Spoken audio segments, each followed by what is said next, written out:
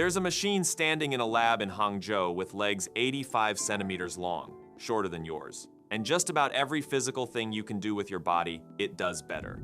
It jumps higher from a dead standstill than any human being has ever jumped. It runs faster than the fastest person who has ever lived. It throws itself into the air, comes down hard, and eats the landing without so much as a wobble. And it does all of that on hardware its own engineers openly describe as unfinished.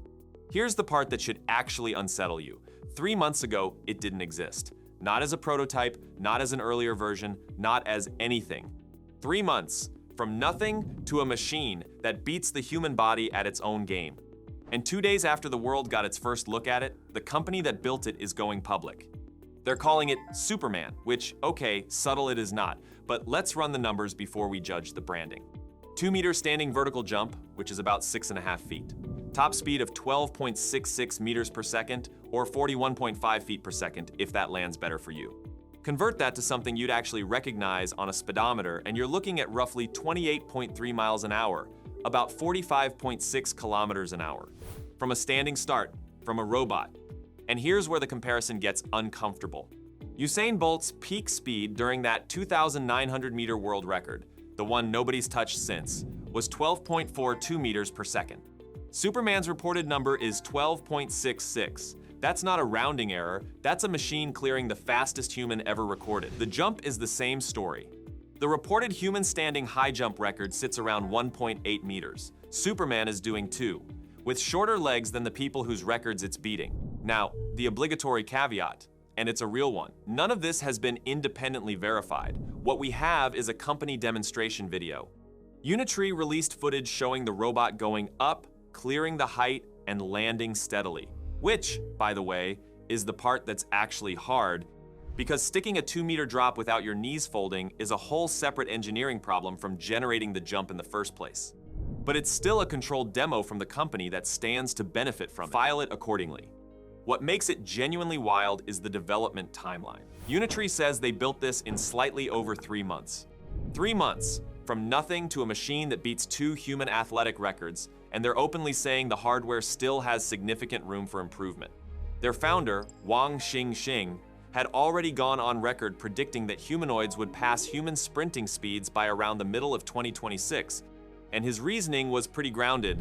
Components are getting cheaper, algorithms are getting better, and those 2 curves crossing is what unlocks this kind of thing. He called it roughly on schedule.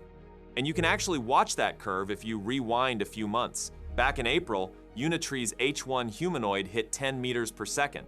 They tested it on an athletics track, clocked it at 10.1 as it passed a speed measuring device, and to their credit, Unitree flagged at the time that there could be measurement error in that figure. The H1's combined thigh and calf length is 80 centimeters and it weighs about 62 kilograms, roughly 136 pounds, genuinely comparable to an average person. So in the space of 4 months, the same company went from 10 meters per second to 12.66. That's the delta that should be getting your attention, not the headline number. Industry analyst Ma Ji-hwa framed these extreme demos in a way I think is the right lens. He described high-speed running and jumping as stress tests. You're not really showing off a sprint. You're pushing the hardware, the software, the balance system, and the whole body coordination all at once and seeing what breaks first. A robot that can jump 2 meters and land it is a robot whose actuators, control loop, and structural design just survived something brutal. That's the actual information content of the video. Which leads to the question everyone asks. And the honest answer from people in the field is, not yet, but this matters.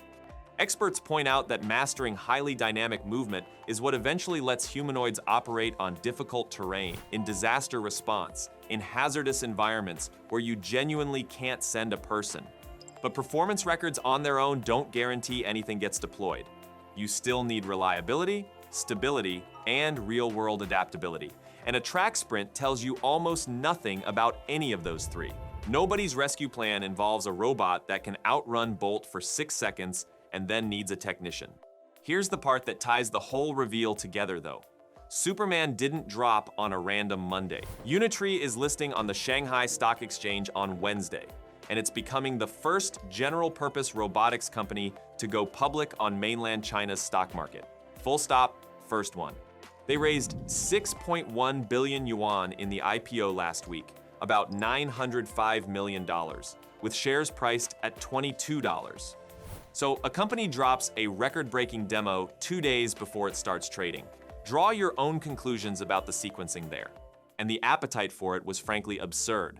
The IPO was more than 8,000 times oversubscribed by retail investors. 8,000 times over. That's a record for Shanghai's tech-focused star market, which isn't a market known for restraint.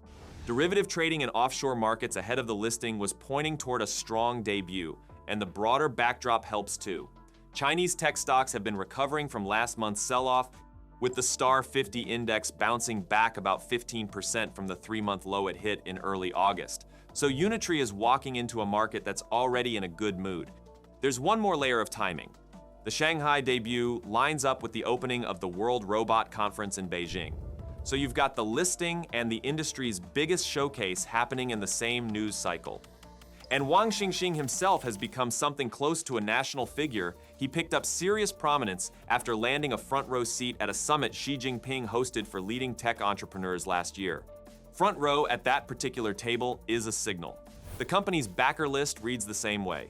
Tencent, Alibaba, and DeepSeek are all in. The production numbers are where this stops being a demo reel story. In a social media post, Unitree said that as of July, it had cumulatively produced and delivered around 18,000 bipedal humanoid robots across multiple models. They restated it on August 12th, roughly 18,000 humanoids, and that figure excludes their other humanoid designs and their wheeled platforms. Smart Analytics Global Data has them shipping about 5,900 humanoid robots in the first half of 2026 alone, up 170% year-on-year, which works out to 31% of all global shipments. Nearly a third of the world's humanoid robots from one company. And zoom out one more level. Chinese vendors accounted for more than 97% of global humanoid robot shipments in the first half of this year. Unitree is the biggest humanoid maker on the planet by sales, and it isn't particularly close. That 97% number is really the reason to look at what else showed up around the same time, because Unitree is the loud one, but it's not operating alone. On August 17th, a Beijing-based embodied intelligence outfit called RoboScience released its first robot, the Rex G1, and it's a completely different philosophy. Instead of chasing athletic records, it's a wheeled humanoid built for logistics, manufacturing, retail, and eventually homes. The spec breakdown is 22 degrees of freedom, and where they put them tells you the intent. 2 in the head and neck, 7 in each arm, 2 in the waist, 1 lifting axis, and 3 in the wheeled chassis. The 2 arms together handle about 10 kilograms, roughly 22 pounds. The headline capability is that unlike a fixed industrial arm bolted to a station, this thing travels between work areas, and RoboScience describes it as walking, lifting, and grasping simultaneously. The chassis, the adjustable lifting mechanism, and both arms all operate while the robot is in motion. They use something called zero space control to keep the end effectors steady in tight spaces, so it doesn't have to stop, reposition itself, and restart between every action. For precision work, it hits repeatability of plus or minus 0.1 millimeters, and its vision system can read storage location codes to confirm it grabbed the right thing from the right slot. The design constraint I find most telling is the footprint. Most warehouse robots force the warehouse to change wider aisles, extra turning room, reshuffled shelving. RoboScience went the other direction and built the machine to fit facilities that already exist. It's 540 millimeters wide, with adjustable length from 540 to 640 millimeters, and height that ranges from 1,100 all the way to 1,700 millimeters, letting it work at levels between 0.1 and 2 meters. It perceives through 360-degree stereo vision with adaptive lighting, so deep cabinets, reflective shelving, packaging film, and low-light corners don't require you to install extra lights. And because it's meant to work near people, it's got a matte exterior, rounded edges, an e-ink information screen, and quick-release access points so a technician can get at components without tearing the whole machine down. Running all of it is Vizix, RoboScience's general embodied model, built on what they call a VLO-A architecture, Vision Language Object Action. It connects what the robot sees and what you tell it to actual physical motion. Their embodied world model interprets the environment and simulates the three-dimensional trajectories objects will take. Then a separate operation model converts those trajectories into control signals. All of that runs on 2070 TFLOPS of onboard compute processed at the edge, which cuts its dependence on constant cloud round trips and lets it adapt mid-task when something shifts. It runs about 4 hours per charge, and the battery is hot swappable. You pull it without shutting the robot down, and it's back to work in as little as 5 seconds. They're pitching it as a next-generation embodied intelligent productivity partner, which is a lot of words for it doesn't clock out. Then there's RealMan Robotics, also out of Beijing, who showed up at the World Robot Conference with the most aggressive deployment plan of the bunch.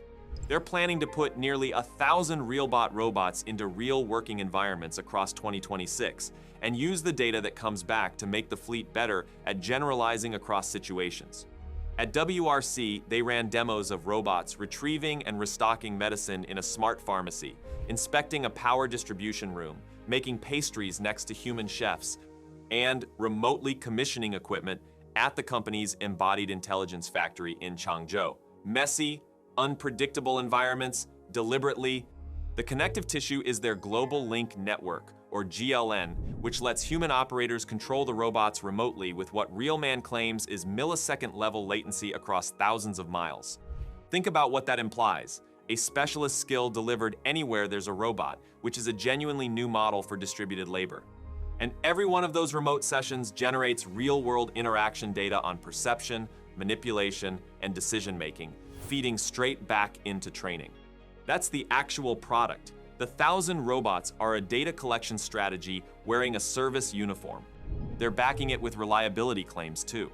RealMan picked up CRL3 certification from the Shanghai Robot Industry Technology Research Institute at the conference and says its lightweight humanoid arms have hit a mean time between failures of 50,000 hours. They're also working with tactile sensing specialist Paxini, pairing RealMan's RM75 7-degree of freedom arm with multi-dimensional force and tactile sensing, a 6-axis force sensor, and joint torque sensors. Better contact detection means fewer collisions, cleaner assembly, fewer failures, and safer humans standing next to the thing. And for reference on where the bar sits globally, back in May, Figure AI ran a 200-hour autonomous livestream where Figure 03 robots processed nearly 250,000 packages with no hardware failures. That's the number everyone in this space is quietly measuring themselves against. Not a sprint time. 200 hours of nothing going wrong. That's the state of play. Let me know in the comments whether you think the Superman numbers hold up once someone independent gets a stopwatch on it. Catch you in the next one.